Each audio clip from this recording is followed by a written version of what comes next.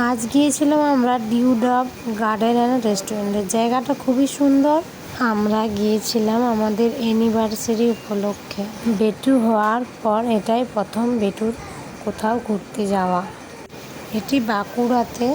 এটা একটা পুকুর আছে, পুকুরের পাড়ে দেখতে পাচ্ছ পুকুরটা। তোমরা জাস্ট দেখো বেটুর রিয়াকশনটা একবার দেখো। পাপা এখানে সবার বসার জন্য ছোট ছোট ওয়েটিং রুম করা আছে।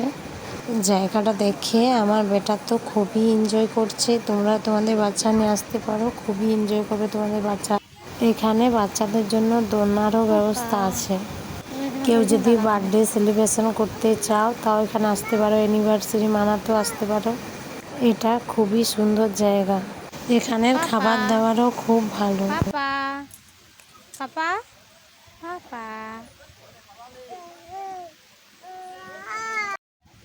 পাপা ও পাপা।